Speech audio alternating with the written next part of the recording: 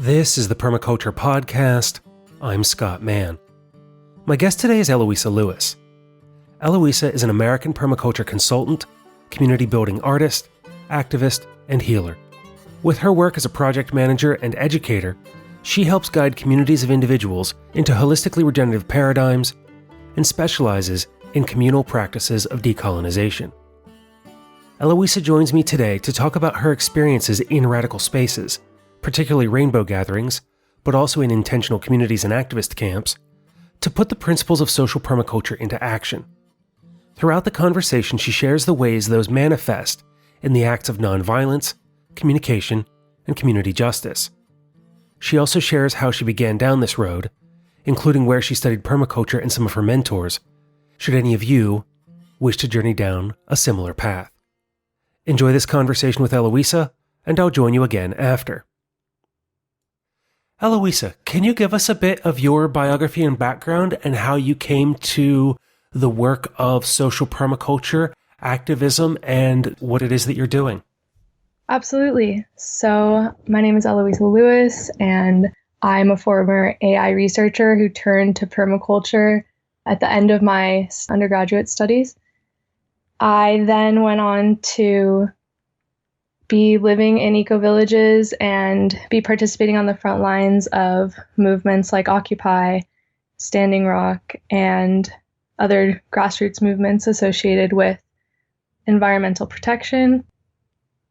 And now I run my own company that's a climate consulting company called New Climate Culture Solutions, and I also have a media production company called Culture Board Productions.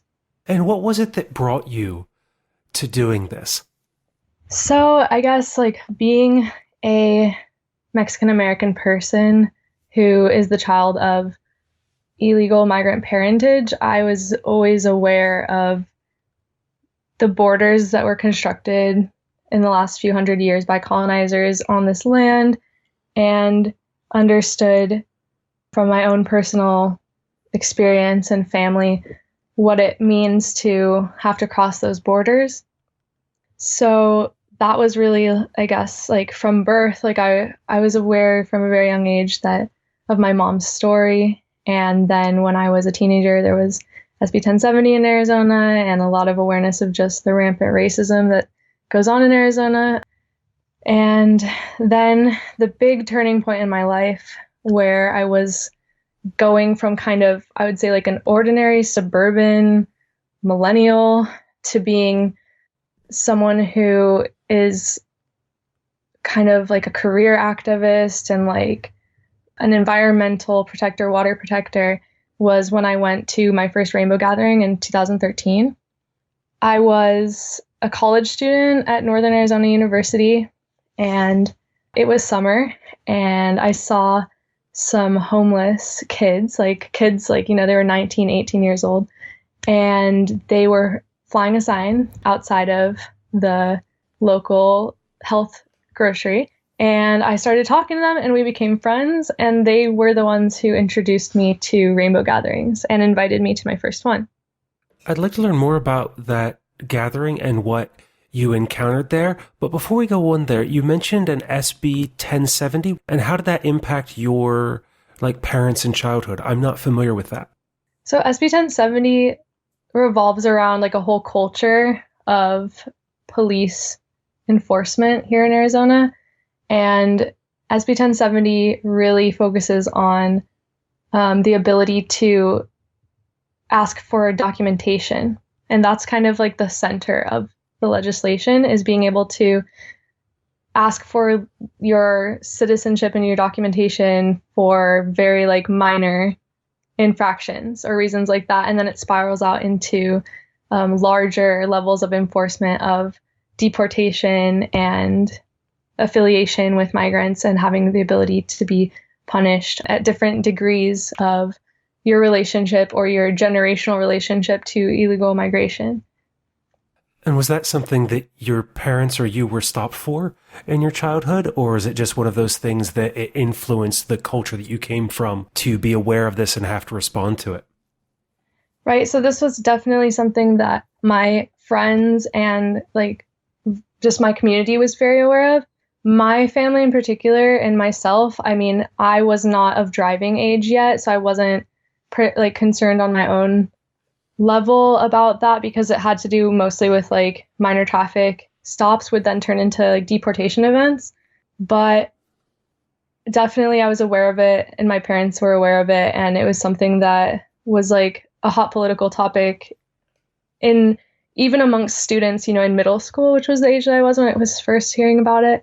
So it was like something that was just very on the forefront of people's minds because Arizona is a border state and we have so much migration coming from the south of the border. So I think, yeah, everyone who had any connection to migrants during that time of the initial proposal and the initial push for the legislature was definitely like, it sparked open discussions, right? About like, is this okay? What should we be doing? What is illegal migration and what is migration? And so that then gave you a direct experience of national borders and statehood and these international geopolitics. I can see then how that would start to frame some of your position that would then lead into like a personal experience with the work that you're working on now. Absolutely. And of course, like I said, my mother was an illegal child immigrant. So that's really like where it hit a personal chord for me, was thinking about my mother's childhood here in the United States and how much it's really changed culturally from like when my mother was a child, how being a migrant and being in these border states is much more dangerous than it was back then. It used to be a more open border. It used to be a more friendly border. So like as I grew older, it was becoming a more weaponized border and a more divisive border. And of course, now we have walls being built across this border. And then from that childhood experience and growing up with that as part of your story, where does that intersect then with rainbow gatherings? And could you give us a bit of a background on that for people who aren't necessarily familiar with rainbow gatherings or the rainbow movement? 100%, yes. So how it intersects is, I guess, like I did my first protest activist march when I was 15 years old.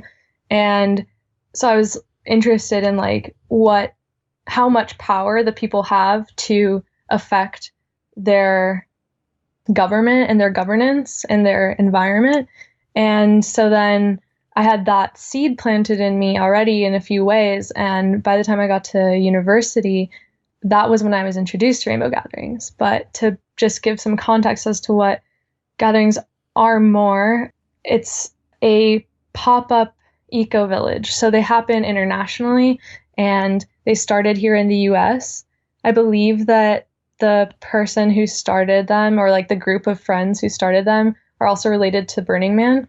And they're just different approaches to similar ideas. And I've also been to Burning Man and I prefer rainbow gatherings to most gatherings and festivals, to be honest, because they're inherently decommodification spaces, which means that they're free food, free water, free education events, and of course, free entry. And then as you started our conversation, you saw some like kids on the street with some signs about this, and that's how you came to this? I was in college at Northern Arizona University in Flagstaff, Arizona, which is a very beautiful mountain town where most of the activities that you do revolve around nature. Kayaking and rock climbing and hiking and all of that is kind of, that's what you do in a town like this because there's not much of a city there. So I was at my local food store in 2013 and I saw some young people that were about 19 years old, 18 years old, who were outside and they were asking for money and for food. And being someone who identifies naturally as a humanitarian and a giver and a sharer, I walked up to these friends now and started just asking them, you know, where they came from, because they hitchhiked into town, and what they were up to and what they were going to check out in this part of the country and all that, and kind of what their story was, like where did they come from and why were they doing this. And in that conversation and opening up this conversation with these homeless teenagers that were entering their 20s, I learned about their context and their situation, that they had been traveling for years because they had grown up in abusive households where there was very little good going on for them at home. So their better option was to leave school and leave home and try to make their own way and form their own community. And in doing that, they discovered rainbow gatherings. And in meeting them, I discovered rainbow gatherings. So that was that was the introduction for me. That was the moment. After we had been hanging out it was about the beginning of May when I met them, or middle of May. And the National Rainbow Gathering in the United States happens every year. The main event day is July 4th. And then there's a week, main event week around that. And then there's a month that takes into setting it up and taking it down. So when these friends of mine invited me to go, we hung out in Arizona, and I invited them into my apartment to sleep on my floor. We had a wonderful time. And then eventually it was time to go to the rainbow gathering. So we packed up our things, our backpacks, our survival gear, because it's an off-the-grid event, and caravanned up to Utah, where it was that summer, in the Wasatch, I believe.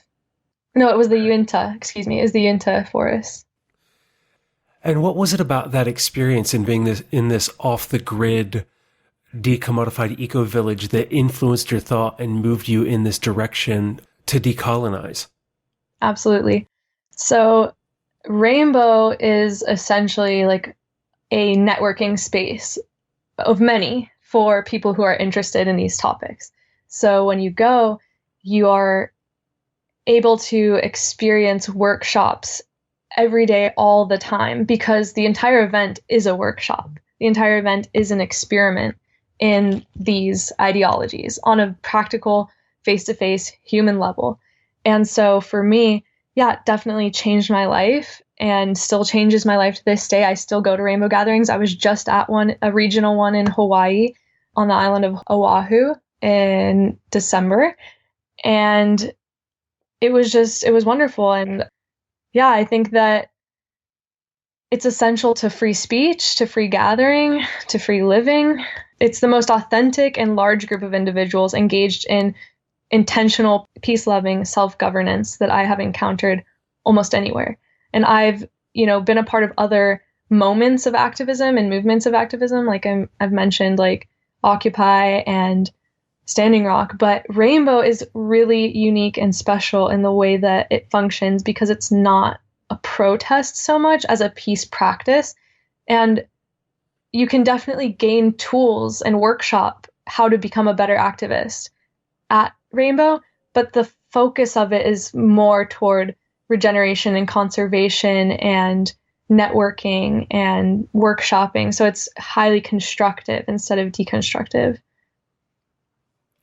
And so you really get to live into the practices of like nonviolent communication, consensus decision-making, conflict transformation, all of those skills that we talk about as being necessary to build a more verdant and peaceful world. You really get to experience hands-on during that time together.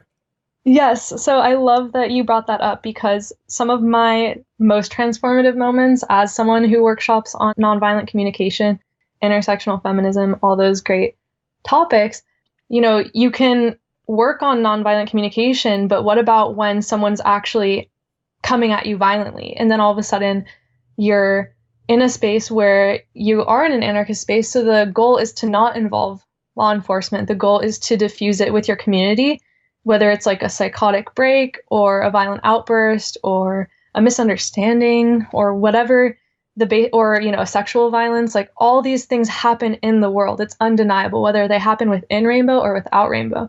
And the whole point of Rainbow is to experiment and to grow the strategies and to hash out these strategies amongst ourselves and ourselves as individuals as to what is the appropriate way to react to a situation where there's a predator within the village, or if there's someone having a psychotic break, And what does that look like firsthand? What does that look like when someone's dealing with it right next to you? And how do you diffuse that? And that was so incredibly transformative for me, like all the different circles that were called over different moments of violence. And when I say a circle, it's like a council. A circle is called so that you can discuss these things in an equitable and truly invested way where people sit down together.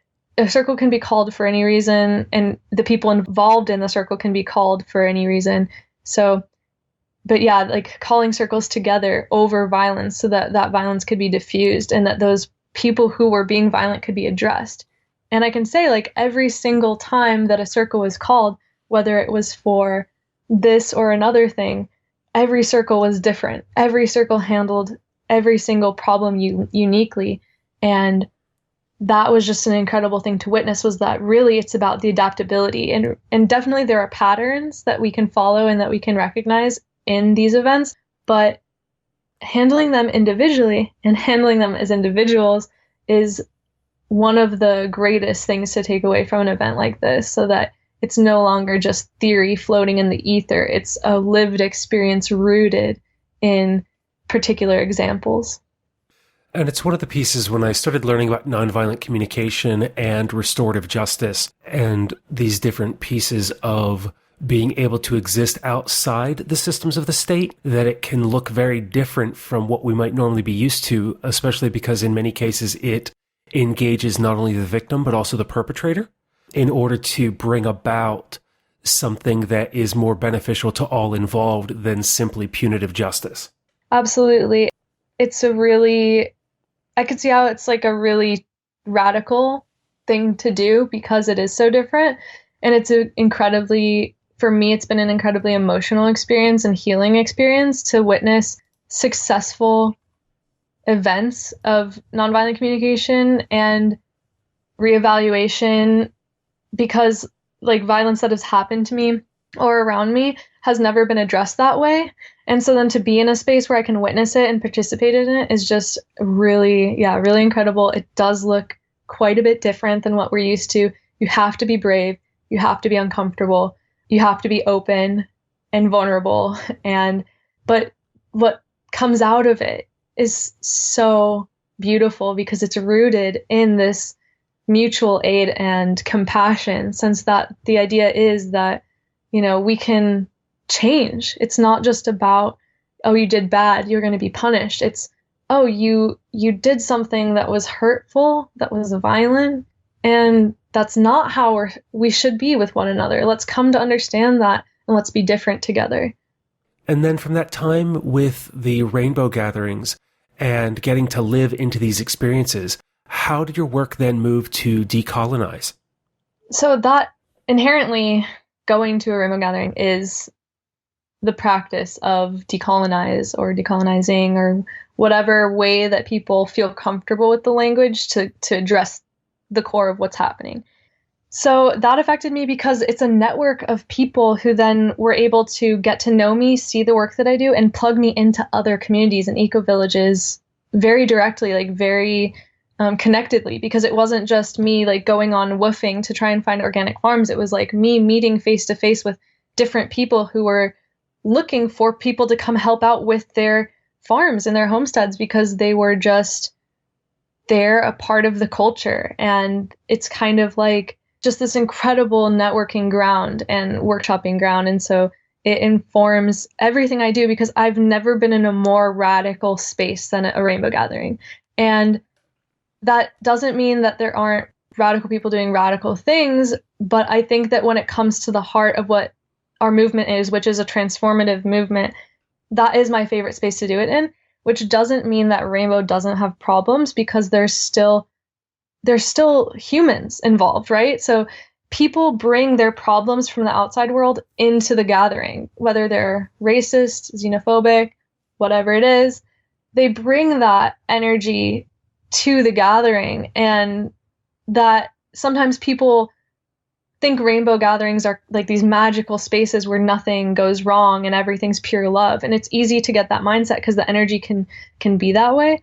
But, leave your backpack unattended, you still might get robbed. Like, So rainbow gatherings are imperfect spaces, and they're imperfect because humans are involved, and humans bring their problems into these spaces, including myself. We're entrenched in a culture that's toxic and suicidal. So naturally, like overnight, you're not going to go to a gathering event, or even after 5 years and sometimes longer, people still are bringing their baggage into the space. But the point is that people are trying there very actively to deal with it in a peaceful, radically peaceful manner.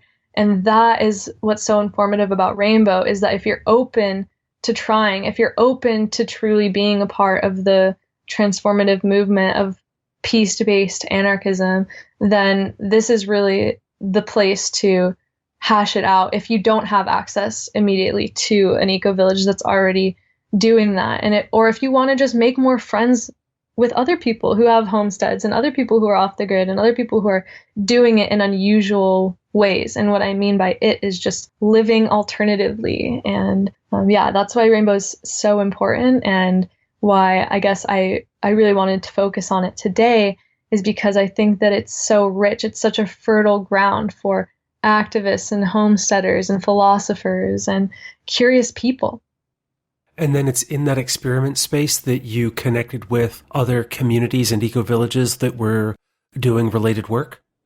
Exactly. Yeah. So this was back in 2013 when I first went, and I had no direct experience with people who were growing their own food as a lifestyle, and people who were looking to do this kind of political experimentation. And so it was so pivotal for me to find it, and then, yes, be able to go and grow through it, because it's not just the event, which is, for me, I try and go for the entire month so that I can set it up and break it down, since that's kind of the most rich work. That's like where you see the entire arc of what the event is.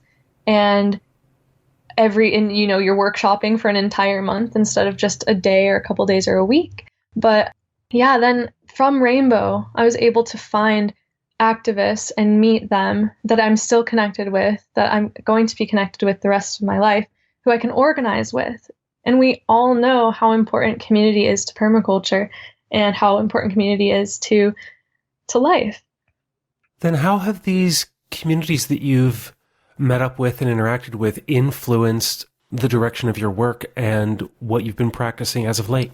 I think that I'm really proud that I chose to go this route, because I was like on the fence about going to grad school and getting a PhD in philosophy or something like that. But instead I chose to go deep into my grassroots perspective, mindset, and I wrote a book about my transition called Culture Board, that is my experience as a young person who was going from St. Andrews University and Harvard University, where I spent a semester at each school, in these environments that were like highly controversial inherently.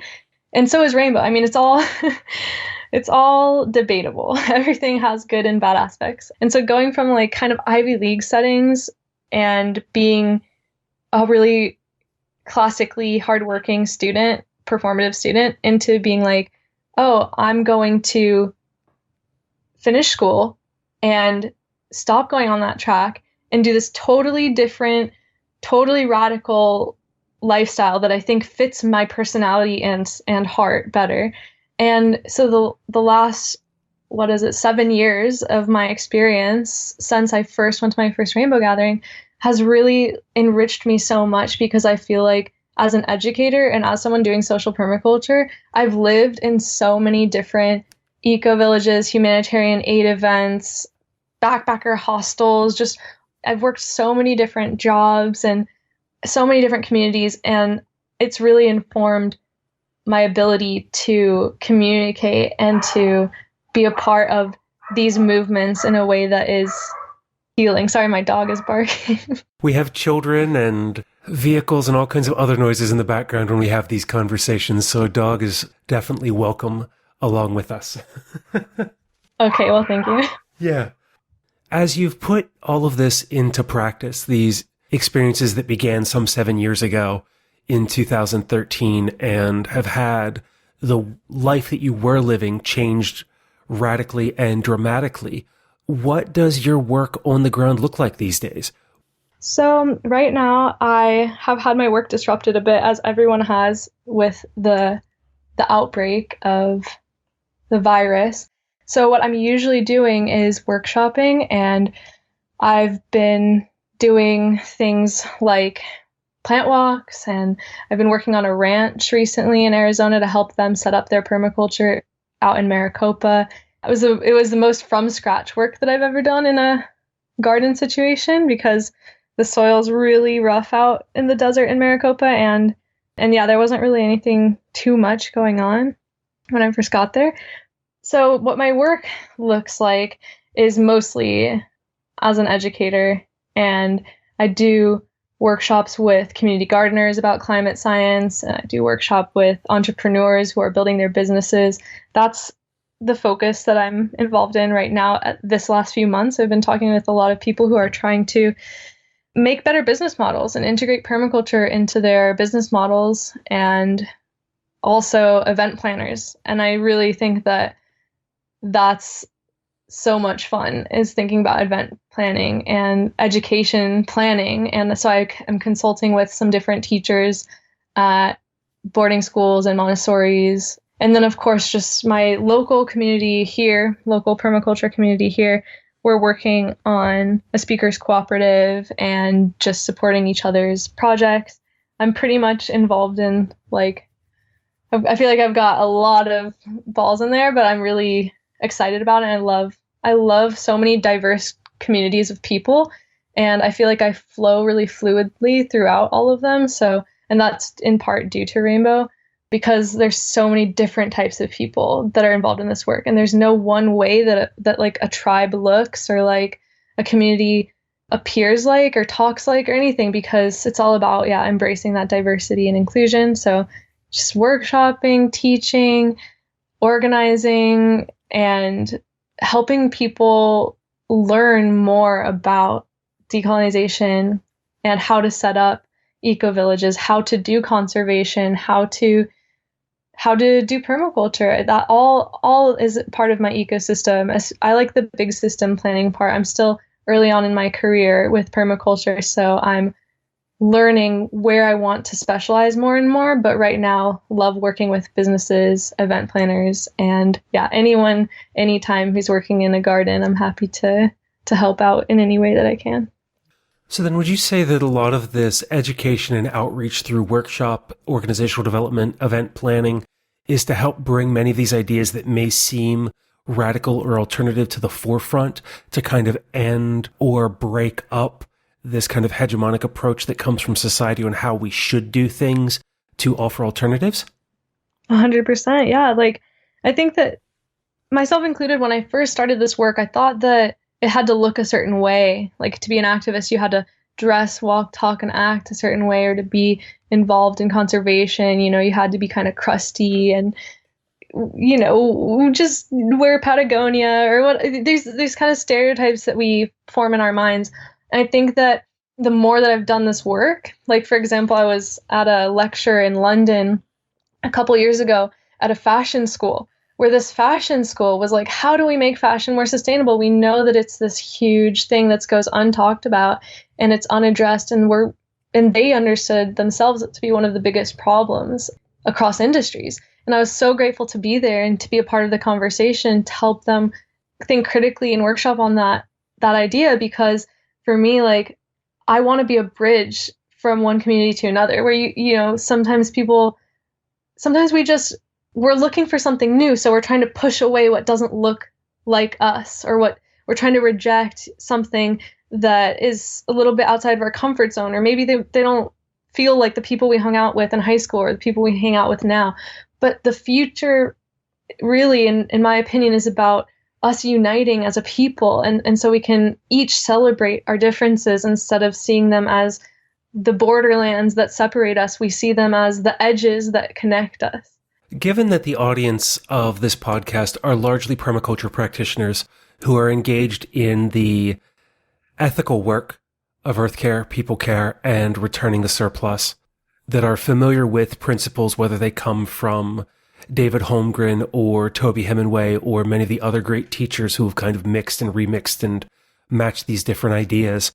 If we as individuals want to bring these ideas into our lives, where would you recommend starting? Where would I recommend starting? Something I've been recommending a lot recently to people in this time who are like, Eloisa, where do I learn permaculture? I've been recommending Heather Jo Flores' work, who's the author of Food Not Lawns. And they have just this incredible wealth and archive of free resources online, including an entire year-long free permaculture course.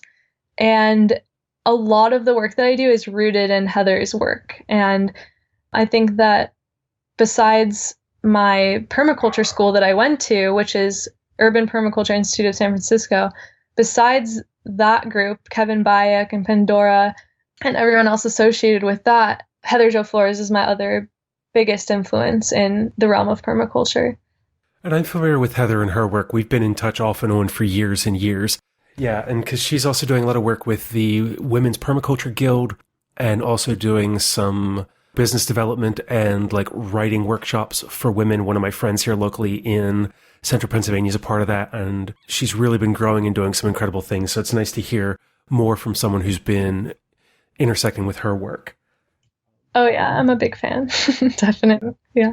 And we were in touch before being able to sit down today. And in those conversations leading up to this, you had mentioned about how you see rewilding as influential on what we can do as individuals to kind of like break out of that societal mindset. Could you share a bit more about how you see that working and where people might go with that?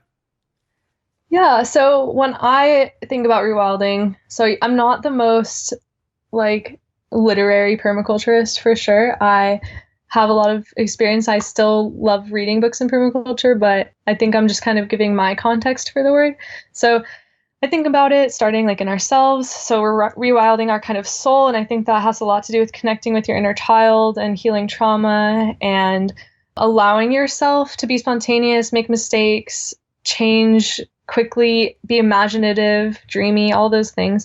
And then rewilding your spaces, which is getting out into the outdoors, communicating with plants, animals, fungi, all living organisms, all parts that make up this material world that we live in, and coming to have meaningful relationships with them, meaningful communication, understanding what their needs are and what our needs are, and if we're allies or if we're more interested in certain species or certain bioregions or whatever it is.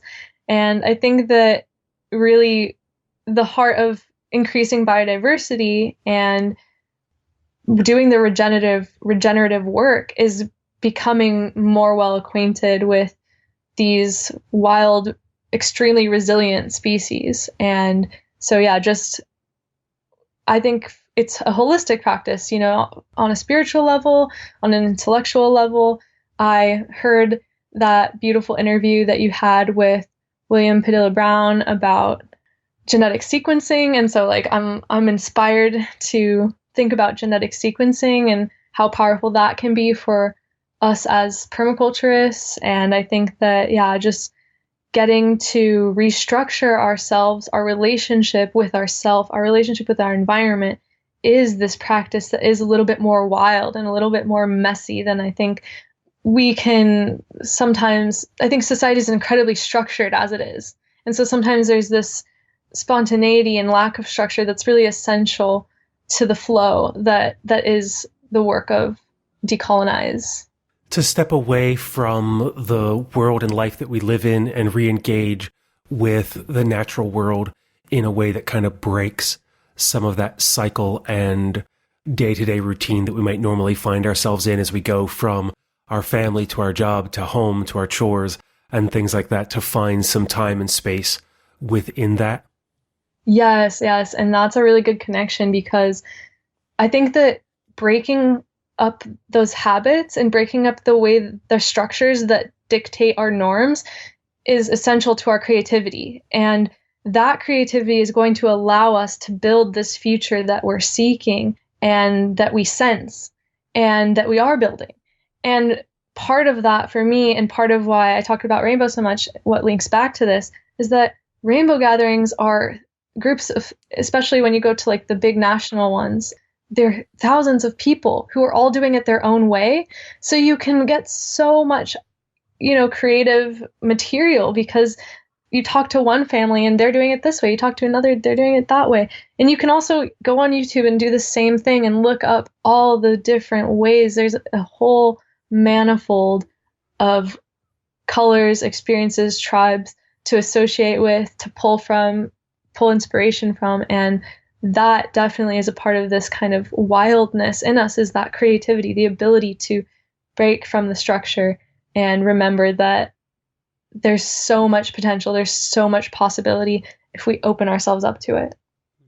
Do you have any thoughts on how to do this in a city or urban environment where we might not necessarily have access to wild or green spaces, but still want to engage in this work?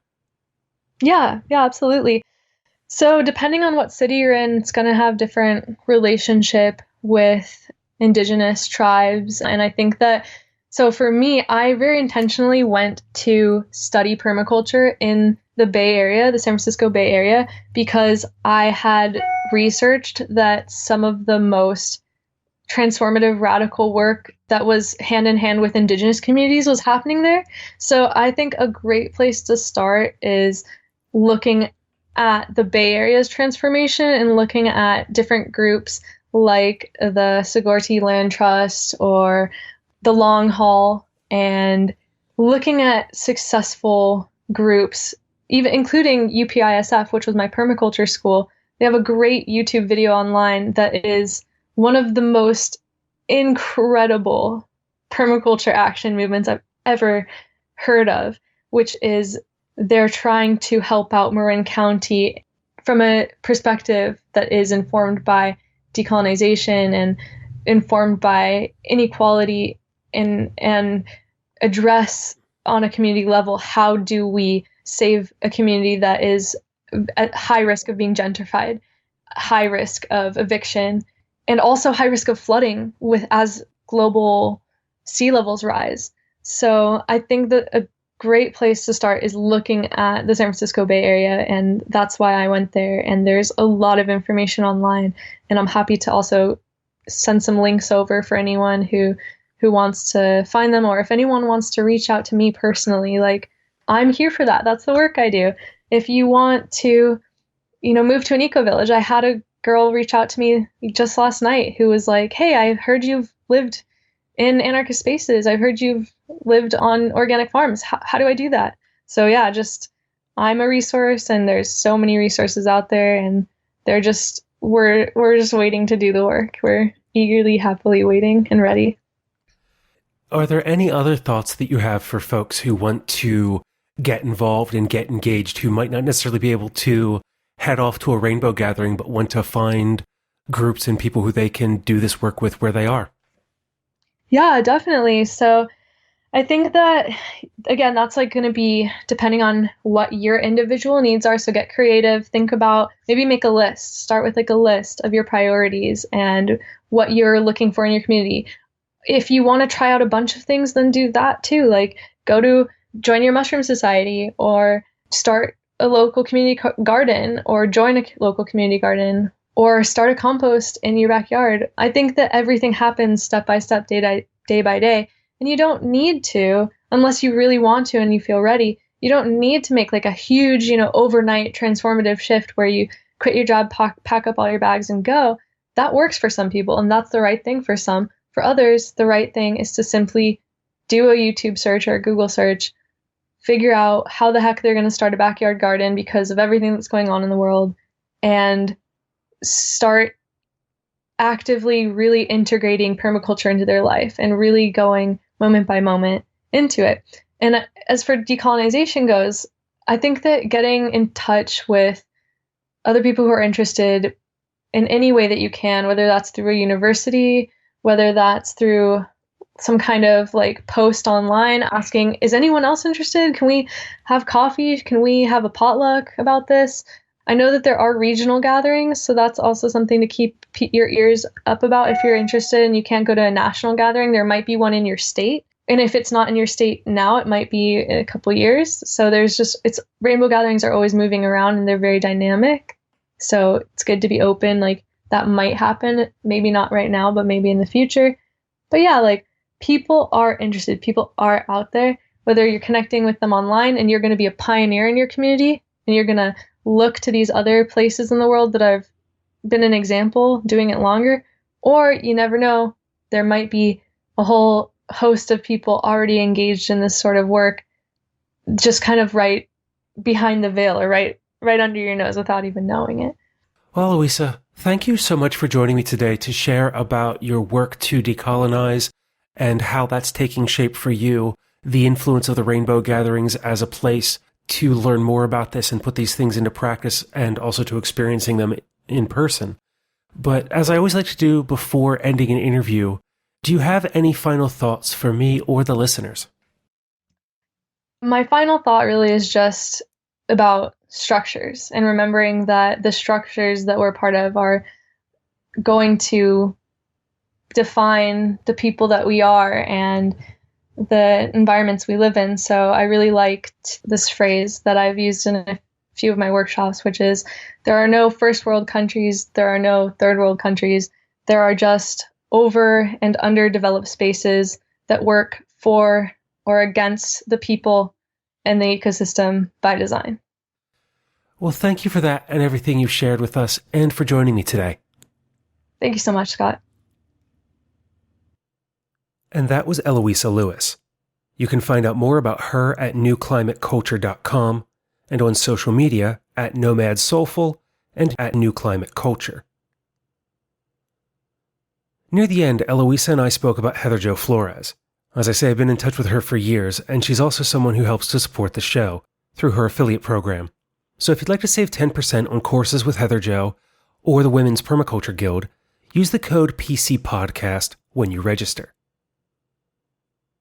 Throughout this conversation with Eloisa, I was thinking back to the experimental practices I've engaged in order to live into social permaculture, from launching permaculture convergences to visiting or living in intentional communities.